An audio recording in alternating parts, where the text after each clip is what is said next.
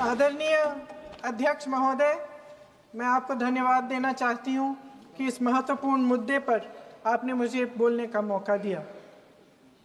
ये अलग बात है कि सत्ता पक्ष के लोग सब मेरे बोलने से पहले ही भाग गए। आइए आइए, आपको देख के मैं खुश थी कि आप वापस आ गए। सबसे पहले मैं उन सैनिकों, उन जवानों, उन अफसरों को नमन करना चाहती हूँ जो हमारे देश के रेगिस्तानों में, हमारे देश के घने जंगलों में, बर्फीले पहाड़ियों पे हमारी देश की रक्षा करते हैं, जो हर पल देश के लिए अपनी जान देने के लिए तैयार रहते हैं। 1948 से लेकर अब तक, जब से पाकिस्तानी रेडर्स ने कश्मीर पे हमला किया, तब से लेकर अब तक हमारे देश की अखंडता की रक्षा करने में उनका बड़ा योगदान है। हमारी आज़ादी अहिंसा के आंदोलन से हासिल हुई, लेकिन जैसे मैंने कहा, उसको कायम रखने के लिए हमारी सेना का बहुत बड़ा योगदान है। अध्यक्ष महोदय, कल मैं सदन में बैठी हुई सबके भाषण सुन रही थी।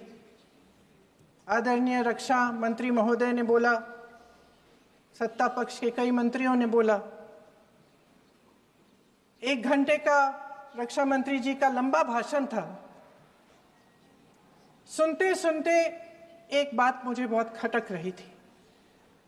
उसके बाद जब दूसरे भाषण भी सुने आपके सत्ता पक्ष के, तब भी ये बात बार बार मेरे मन में आ रही थी कि सारी बातें कर ली, ऑपरेशन सिंदूर की बात कर ली, आतंकवाद की बात कर ली, देश की रक्षा की बात कर ली, इतिहास का पाठ भी पढ़ा दिया,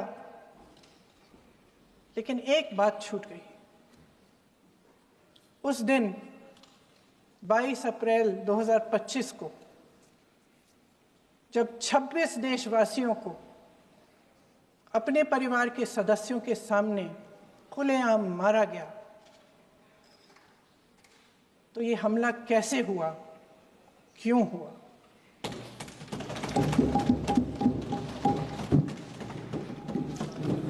अध्यक्ष महोदय, ये लोग बैसारन वैली में, पहलगाम के पास कश्मीर में क्या कर रहे थे? आजकल पब्लिसिटी का दौर है, प्रचार का ज़माना है। कुछ समय से हमारी सरकार ये प्रचार कर रही थी कि कश्मीर में आतंकवाद ख़त्म हो गया है, कि कश्मीर में शांति है, अमन चैन है। प्रधानमंत्री जी ने खूब भाषण दिए, देशवासियों को कहा कि चलिए कश्मीर चलिए, सैर करिए। कई बार मैंने ये भी देखा मीडिया पर, टीवी पर, कि कश्मीर जाइए, ज़मीन खरीदिए, अब वहाँ अमन चैन है, शांति का वातावरण है।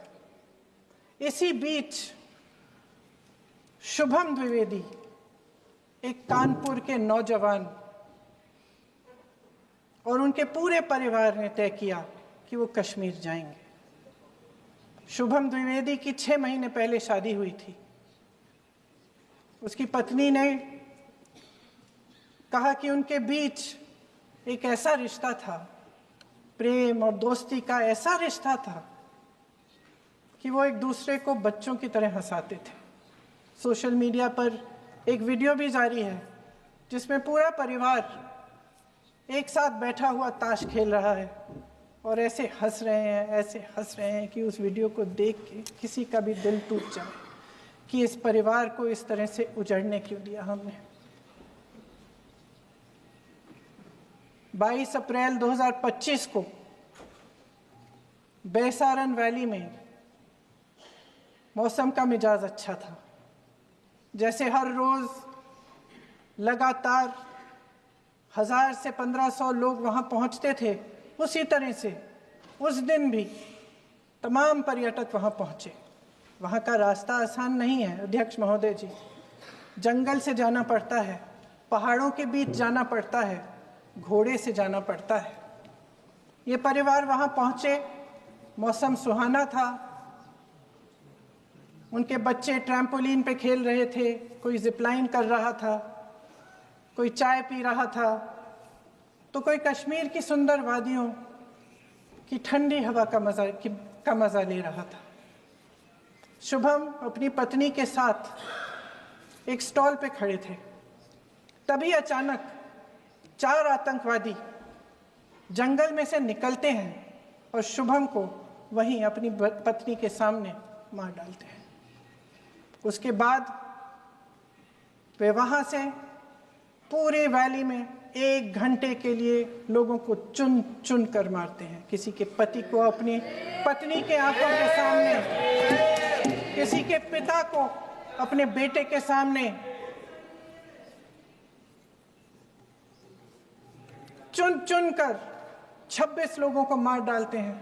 शुभम की पत्नी घबराकर वहां से भागने की कोशिश करती है, अपनी जान बचाने के लिए जंगल की तरफ दौड़ती है। वहां पता चलता है कि तमाम लोग जंगल की तरफ दौड़े हैं और अपनी जान बचाने की कोशिश कर रहे हैं। कोई अपने बेटे का हाथ पकड़ के पहाड़ों पर घसीटता हुआ जा रहा है, कोई कश्मीरी घोड़े वालों और गाइडों की मदद लेते हुए चले जा रहा है।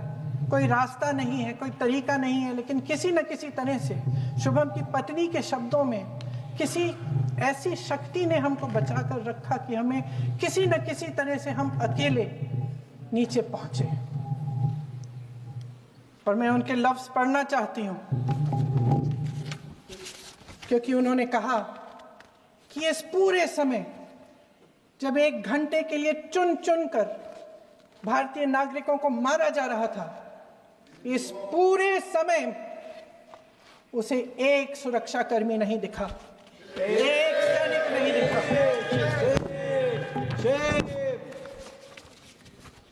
शुभम की पत्नी ने कहा, कोट, मैंने अपनी दुनिया को खत्म होते हुए देखा, अपनी आंखों के सामने एक सिक्योरिटी गार्ड नहीं था। मैं ये कह सकती हूं कि देश ने, सरकार ने हमें वहां पे अनाथ छोड़ दिया था। सिक्योरिटी क्यों नहीं थी वहां पे एक सैनिक क्यों नहीं दिखा? क्या सरकार को मालूम नहीं था कि यहां रोज 1000 से 1500 पर्यटक जाते हैं? क्या सरकार को मालूम नहीं था कि यहाँ के को पहुंचने के लिए जंगल के रास्ते से जाना पड़ता है? अगर कुछ हो जाएगा तो लोग वहां से निकल नहीं पाएंगे। एक चिकित्सा का इंतजाम नहीं था, फर्स्ट एड का इंतजाम नहीं था, कोई इंतजाम नहीं था, ना सुरक्षा का ना फर्स्ट एड का। इन लोगों को भगवान भरोसे छोड़ दिया गया। ये लोग वहां पे इस सरकार के भरोसे गए और इस सरकार ने उन्हें भगवान भरोसे छोड़ दिया।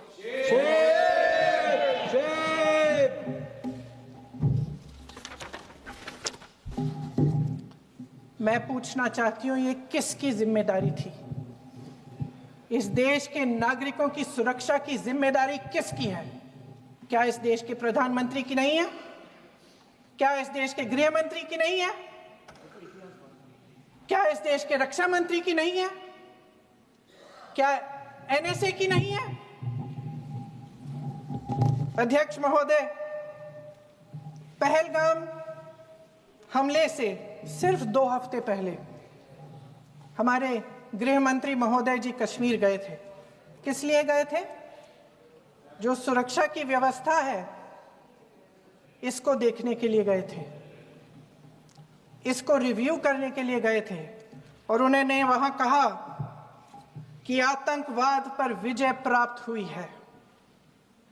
ये 2 हफ्ते पहले है। 3 महीने बाद जेएनके के गवर्नर साहब एक आम इंटरव्यू में ऐसे ही चलते चलते कह देते हैं कि हाँ, बैसारन वैली में बहुत लापरवाही हुई और इसके लिए मैं जिम्मेदारी लेता हूँ। ऐसे ही चलते चलते, और वो बात होती है, खत्म भी वहां होती है और वहीं खत्म हो जाती है। उनसे जिम्मेदारी ली भी नहीं जाती, कोई सवाल नहीं उठाता, कोई जवाब नहीं देता। अध्यक्ष महोदय, उस हमले की जिम्मेदारी एक आतंकवादी गुट जिसका नाम TRF है थोड़े दिनों बाद लेती है। कौन है ये TRF? 2019 में ये गुट बना। 2020 में इसने कश्मीर में आतंकवाद का काम शुरू कर दिया और अप्रैल 2020 से लेकर 22 अप्रैल 2025 तक इन्होंने 25 आतंकवादी हमले किए। गृह मंत्री महोदय ने जब यूपीए सरकार के समय के आतंकवादी हमले गिने तो लगभग 25 गिनवाए थे अभी अपने भाषण में। इस गुट ने कश्मीर में 25 हमले 2020 और 2025 के अंदर एक पूरी लिस्ट है इन हमलों की। मेरे पास इतना समय नहीं है इसलिए मैं एक एक को नहीं पढ़ना चाहती, लेकिन मैं इतना कहूंगी कि इनमें रियासी का हमला भी था 2024 का, जिसमें 9 लोग मारे गए और 41 लोग घायल हुए। कुल मिलाकर 2020 से लेकर 22 अप्रैल 2025 तक TRF ने 41 सेना और सुरक्षा कर्मियों की हत्या की, 27 सिविलियन की हत्या की और 54 लोगों को घायल किया था। भारत सरकार ने TRF को आतंकवादी संगठन का दर्जा कब दिया? 2020 में दिया, 2021 में दिया, 2022 में दिया, 2023 में दिया। 3 साल बाद, 3 सालों के लिए ये आतंकवादी गतिविधियां कर रहे हैं और आप इनको आतंकवादी संगठन तब कहते हैं 2023 में। इसकी क्या वजह थी? ये सब सरकार के संज्ञान में था और आप मुझे बताना चाहते हैं, सत्ता पक्ष के नेता बताना चाहते हैं कि ये सब आपके संज्ञान में था, लेकिन कोई भी एक ऐसी एजेंसी नहीं है हमारी सरकार की जिसको पता चला कि ऐसा हमला, ऐसा भयानक हमला होने जा रहा है हमारे देश में, कि पाकिस्तान में बैठे हुए इस हमले की योजना बन रही है कि हम भारत जाके हैवानियत करेंगे, 26 लोगों को मार डालेंगे और हमें पता ही नहीं है। क्या ये हमारी एजेंसियों की विफलता है कि नहीं है? ये बहुत बड़ी विफलता है, ये एक बहुत बड़ी विफलता है। जानते थे कि ये गुट है, जानते थे कि 5 सालों से ये आतंकवादी हमले कर रहा है, अध्यापकों को मारा, आर्मी के बड़े बड़े अफसरों को मारा, आम जनता को मार डाला, पुलिस वालों को मार डाला, और आप इन पे निगरानी नहीं रख रहे थे। और ये जो एजेंसियां हैं इनकी जिम्मेदारी कौन लेगा? क्या IB चीफ ने अपना इस्तीफा दिया? क्या किसी ने इस्तीफा दिया? गृह मंत्री जी के कार्य क्षेत्र में आता है इंटेलिजेंस ब्यूरो। क्या गृह मंत्री जी ने इस्तीफा दिया? इस्तीफा छोड़िए, जिम्मेदारी ली।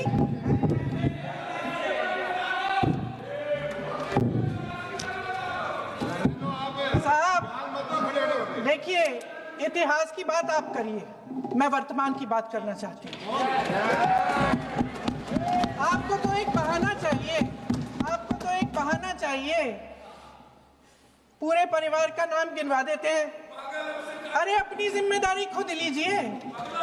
11 सालों के लिए तो सत्ता में आप हैं। नेहरू को छोड़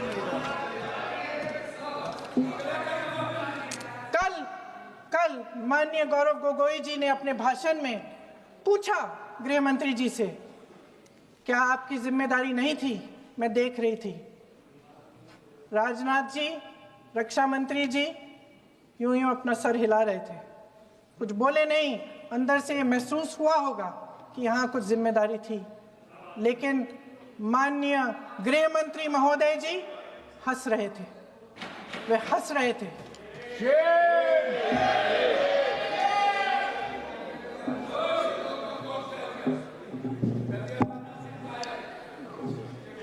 अध्यक्ष महोदय, कल सत्ता पक्ष और आज भी सत्ता पक्ष के नेताओं ने 2008 के मुंबई के हमलों का जिक्र किया, बार बार कहा कि मनमोहन सिंह जी की सरकार ने कुछ नहीं किया।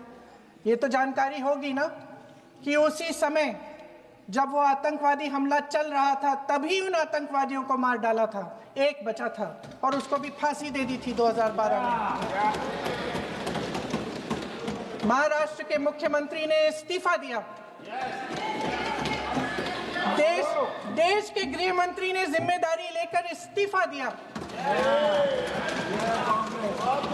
एक जवाबदेही थी पब्लिक के प्रति, एक जवाबदेही थी इस देश की जनता के प्रति, इस देश की धरती के प्रति।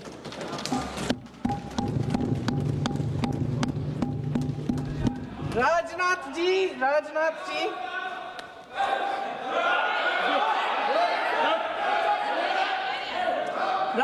जी तो पुलवामा, उरी और पठानकोट के समय गृह मंत्री रहे थे। आज वे रक्षा मंत्री हैं और हमारे गृह मंत्री महोदय श्री अमित शाह जी के नाक के नीचे पूरा मणिपुर जल गया, दिल्ली में दंगे हुए, पहलगाम में हमला हुआ और आज भी वे उसी पद पर बैठे हैं। क्यों? अध्यक्ष महोदय, बमबारी से अखबारों के हेडलाइन बनते हैं, मगर कहानी सुरक्षा में की चूक में भी है। आज देश खोखले भाषण नहीं सुनना चाहता, देश जवाब चाहता है, तसल्ली चाहता है कि सच उससे छिपाया नहीं जाएगा। देश जानना चाहता है कि उस दिन अप्रैल 22, 2025 को क्या हुआ और क्यों हुआ। आप तो खुद अपनी पीठ थपथपाने में लगे रहते हैं। सेना, देश, संसद से सच छुपाते हैं। ऑपरेशन सिंदूर जब शुरू हुआ, हम सब ने समर्थन किया, सब एकजुट होकर खड़े हो गए इस देश के लिए। दोबारा होगा, दोबारा खड़े हो जाएंगे। अगर हमारे देश पे हमला होता है तो यहाँ इस सदन में किसी भी पार्टी का हो, कोई भी हो, सब आपका समर्थन करेंगे। और हमें अपनी सेना पर गर्व है कि उन्होंने इस बार भी दृढ़ता से लड़ाई लड़ी, धैर्य से लड़ाई लड़ी, वीरता से लड़ाई लड़ी। लेकिन इस ऑपरेशन का सिंदूर का क्रेडिट, उसका श्रेय तो हमारे प्रधानमंत्री जी चाहते हैं। सही भी है, ठीक है, सही है, श्रेय ले। ओलंपिक्स में हमारा मेडल आता है, उसका भी श्रेय लेते हैं, लेकिन सिर्फ श्रेय लेने से नहीं होता नेतृत्व, जिम्मेदारी भी लेनी पड़ती है।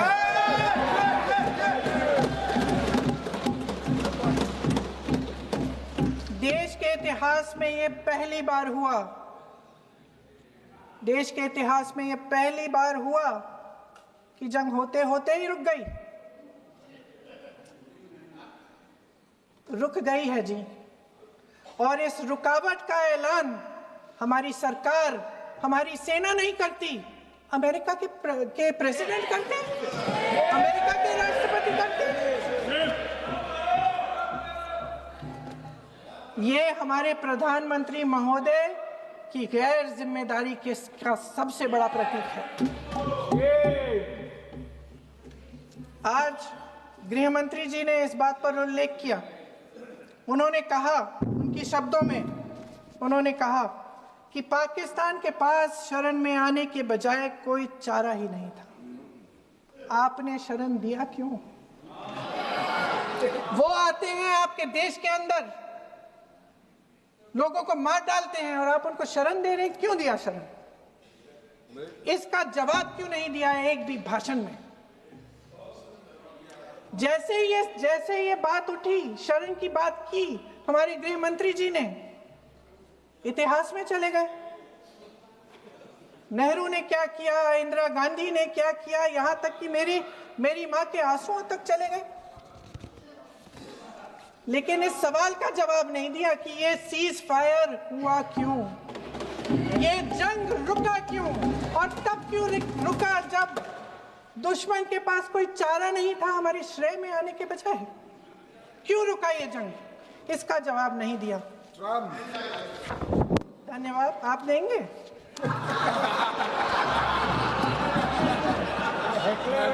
मंत्री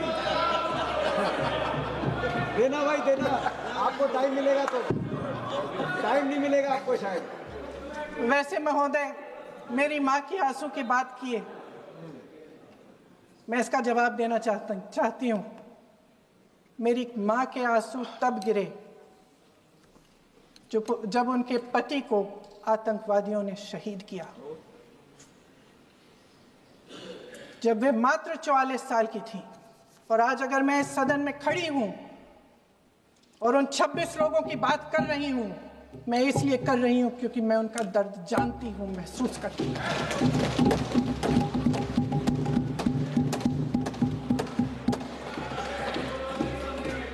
अध्यक्ष महोदय, मैंने कहा कि देश का नेतृत्व सिर्फ उपलब्धियों का श्रेय लेने से मजबूत नहीं होता। सफलता और विफलता दोनों की जिम्मेदारी लेने से बुलंद होता है।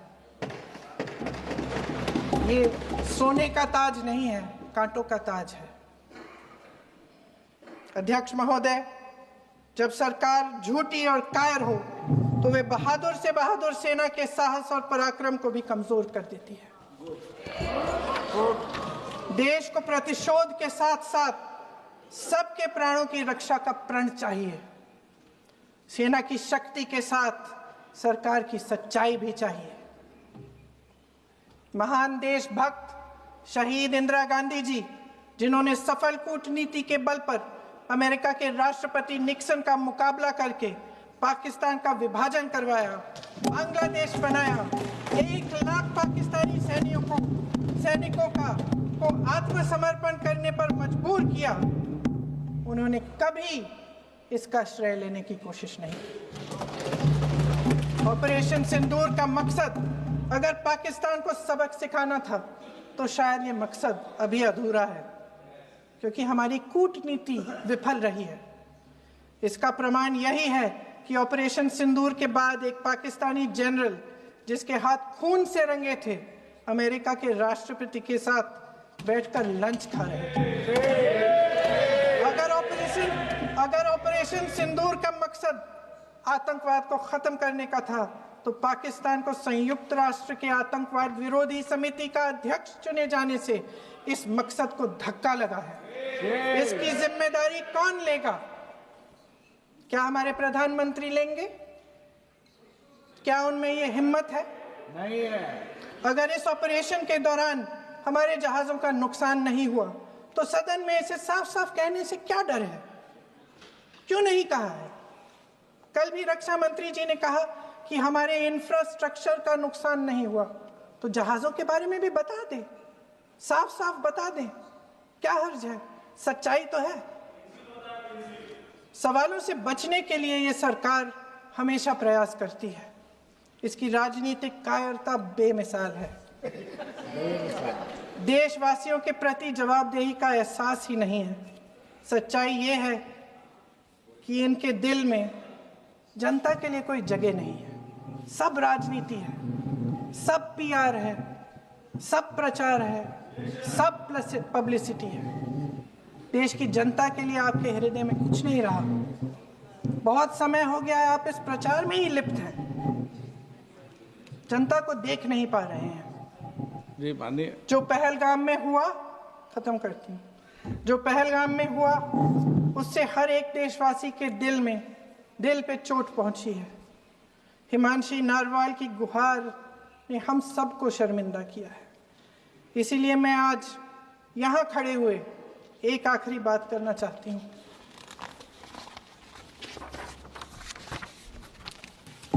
इस सदन में लगभग सभी के पास सुरक्षा है, सुरक्षा की व्यवस्था है। हम जहां भी जाते हैं हमारे साथ सुरक्षा कर्मी आते हैं। आपको भी मिल जाएगी, आप मंत्री बन जाएंगे, आपको भी मिल जाएगी। मैं मजाक की बात नहीं कर रही हूँ, थोड़ा सा धैर्य रखिए। उस दिन पहलगाम में 26 परिवार उजड़ गए। 26 लोगों को अपने परिवार के सदस्य के सामने मारा गया। 26 बेटे, पति, पिता गुजर गए। उनमें से 25 भारतीय थे। भारतीय थे।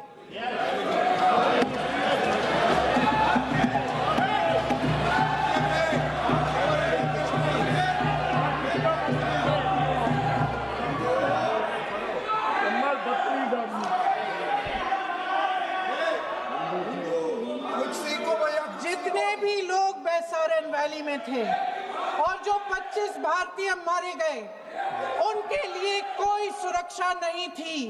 कोई सुरक्षा नहीं थी। आप कितने भी ऑपरेशन कर डालें, आप इस सच्चाई के पीछे छुप नहीं सकते, इसे नकार नहीं सकते। आपने उनको सुरक्षित नहीं किया। कोई शर्म नहीं है, कोई शर्म नहीं है, कोई शर्म नहीं है और ना कभी होगी। सुन लीजिए, सुबह भी मैं शिव मंत्र बोल के आई हूं। इनको क्या पता शिव मंत्र क्या है? शिव मंत्र खत्म कर लूं अपना भाषण। शिव मंत्र मैं एक बार उन 25 भारतीयों के चुप रही। मैं एक बार उन 25 भारतीयों के नाम इस सदन में पढ़ना चाहती हूं, ताकि यहां बैठे हर सदस्य को यह एहसास हो कि वे भी हमारी तरह इंसान थे, किसी राजनीतिक बिसात के मोहरे नहीं थे। वे भी इस देश के बेटे थे, वे भी इस देश के शहीद हैं। उनके परिजनों के प्रति हम सब की जवाबदेही बनती है। उन्हें सच्चाई जानने का हक है। समीर गुहा